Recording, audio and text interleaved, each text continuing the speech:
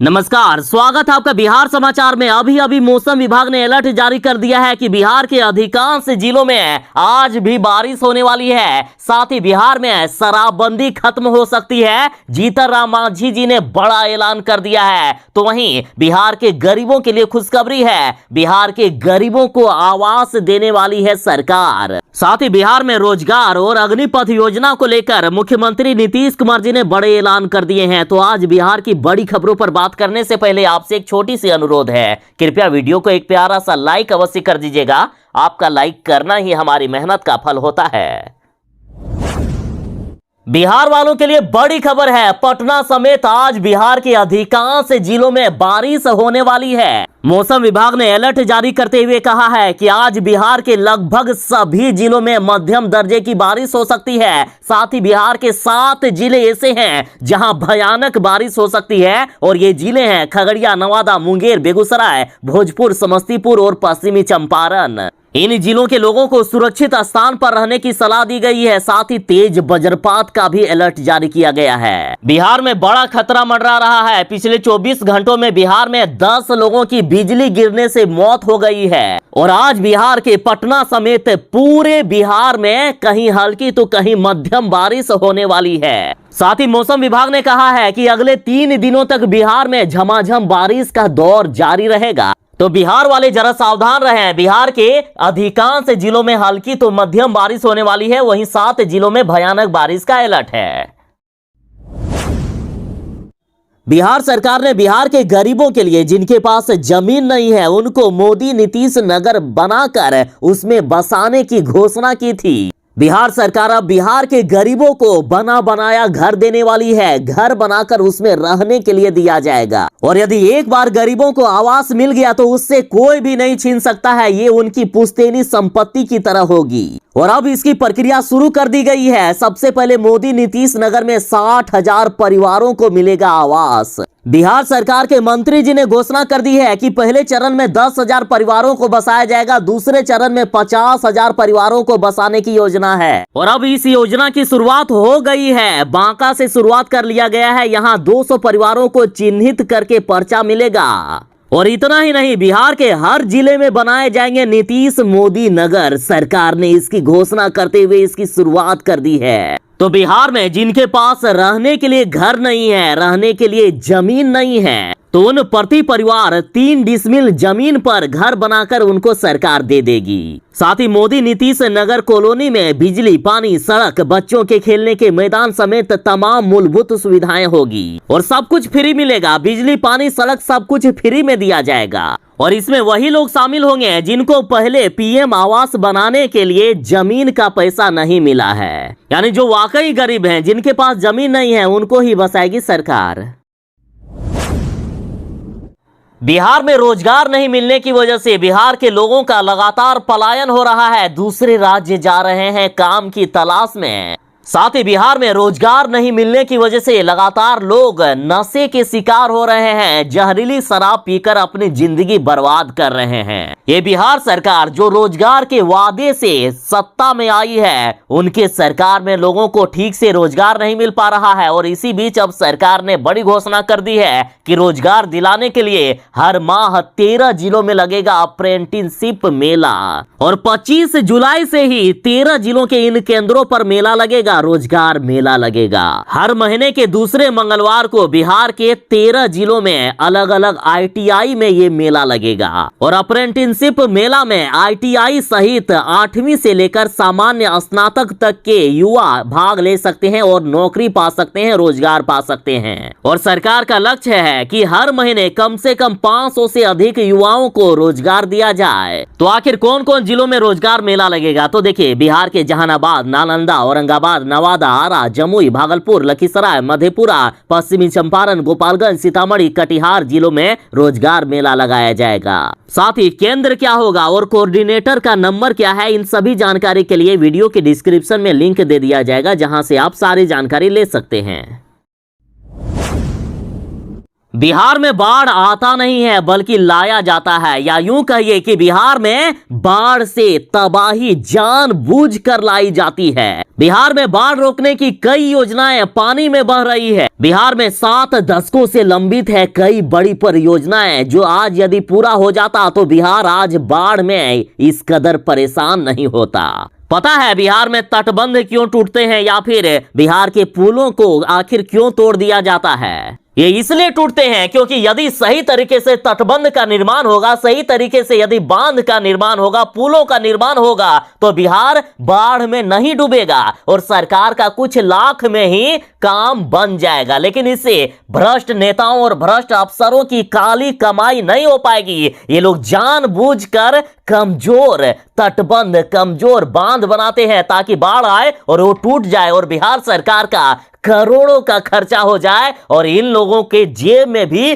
करोड़ों रुपए पहुंचे। बिहार में 28 जिलों और कुल भौगोलिक क्षेत्र का 73.06% बाढ़ प्रभावित है। गंडक नदी के गर्भ में बसे करीब 30 गांवों के लगभग 5000 परिवारों के लिए अस्थायी शोक बन चुकी है। हर साल बिहार के लोग विस्थापन का ये दर्द झेलते हैं। बिहार में अभी बाढ़ और कटाव की 46 परियोजनाएं अधूरी है। साथ ही बिहार में 157 योजना जो मार्च 2021 में ही पूरी हो जानी थी, जो अभी तक पूरी नहीं हुई है, इन सभी को छोड़ दिया गया है ताकि बिहार में बाढ़ आए और बिहार हर साल डूबे और हर साल बिहार के भ्रष्ट नेताओं, भ्रष्ट अफसरों और भ्रष्ट अधिकारियों की काली कमाई होती रहे। और जब तक मुख्यमंत्री जी इन भ्रष्ट लोगों को जेल भेजने का काम नहीं करेंगे, तब तक बिहार को बाढ़ से नहीं बचाया जा सकता है।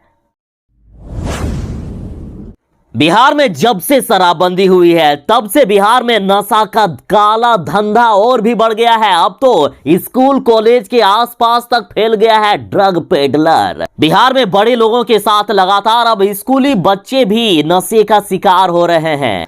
और अब जीतन राम मांझी का कहना है कि बिहार में यदि नीतीश कुमार शराबबंदी लागू ना करके लोगों में जागरूकता फैलाने का काम करती, यदि स्कूली बच्चों को भी समझाने का काम करती कि शराब से या अन्य नशे की चीजों से कितना नुकसान है, किस तरह से भविष्य बर्बाद हो रहा है, तो आज बिहार की स्थिति कुछ और होती। इनका कहना है कि बिहार से यदि शराब या अन्य नशा की चीजों को दूर करना है तो बिहार में सबसे पहले शराबबंदी को खत्म करना होगा और लोगों में जागरूकता फैलानी होगी, क्योंकि जब से बिहार में शराबबंदी लागू हुई है तब से बिहार में शराब माफियाओं की संख्या बढ़ गई है। और ये सरकार बिहार के जेलों में सिर्फ गरीबों को ठूसने का काम करती है। यदि जेलों में जाकर देखोगे तो एक भी नेता या बड़े लोग नहीं मिलेंगे, सिर्फ गरीब मिलेंगे, जबकि बिहार के बड़े लोग हर दिन शराब पीते हैं। कई ऐसे लोग हैं, कई ऐसे नेता हैं जो शराब पीकर रात को ही घर में सो जाते हैं और पता नहीं चलता है। इन्होंने नीतीश सरकार को चेतावनी देते हुए कहा है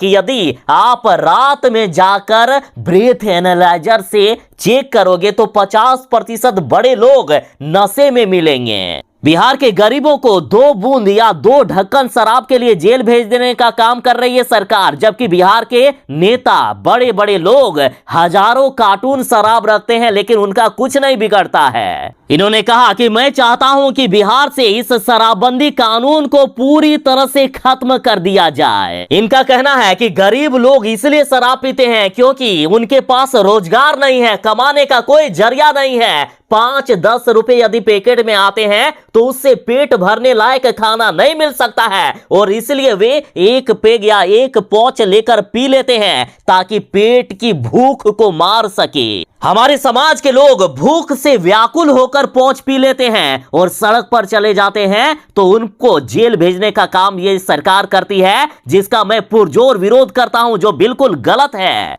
यदि बिहार में लोगों के पास रोजगार होता, यदि वे भी 2 पैसे कमा पाते, अपने परिवार का भरण पोषण कर पाते, साथ ही यदि इन लोगों को सरकार समझाने का काम करती, जागरूकता फैलाने का काम करती, तो आज बिहार से शराब को हमेशा से मुक्ति दिलाया जा सकता था। इसलिए बिहार में शराबबंदी को खत्म करके लोगों में जागरूकता फैलाने का काम होना चाहिए।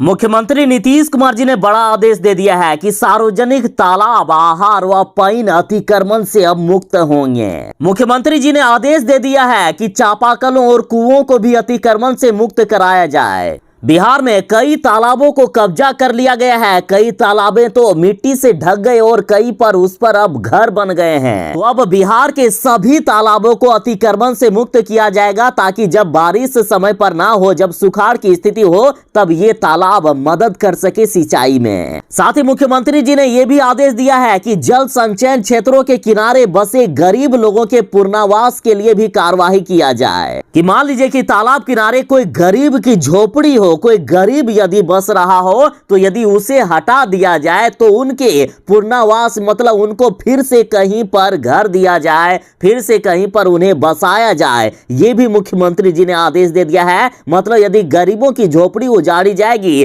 तो उन्हें फिर से सरकार घर देगी। साथ ही मुख्यमंत्री जी ने आदेश दिया है कि सभी सरकारी भवनों पर सौर ऊर्जा से संबंधित उपकरण लगाने और रखरखाव का प्रबंध सुनिश्चित करें। साथ ही मुख्यमंत्री जी ने कहा है कि सभी सरकारी भवनों में त्वरित चालक लगाया जाए।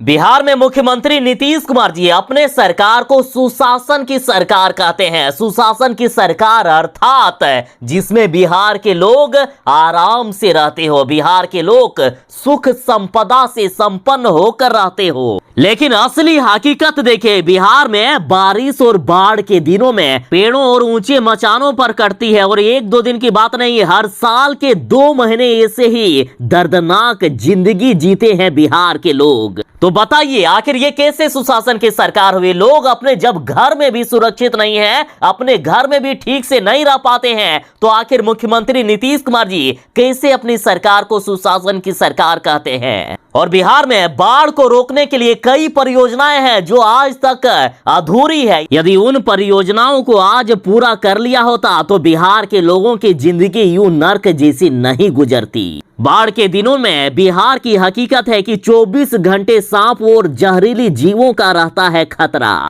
बिहार के कई ऐसे जिले हैं जहां इस तरह का खतरा मंडराते रहता है। यदि भागलपुर जिले की बात करें तो भागलपुर जिले के सबौर प्रखंड का बगडेर बगीचा गांव हर साल बाढ़ के दिनों में चर्चा में आ जाता है। और इस दौरान सरकार तरह तरह की घोषणाएं करती है, लेकिन सब घोषणाएं पानी में बह जाती है। हर साल सरकार ये कहती है कि अगले साल बिहार को बाढ़ से बचाया जाएगा, बिहार वालों की जिंदगी यूं कष्ट में नहीं बीतेगी। लेकिन हर साल बिहार की हकीकत क्या होती है ये बिहार की जनता देख रही है।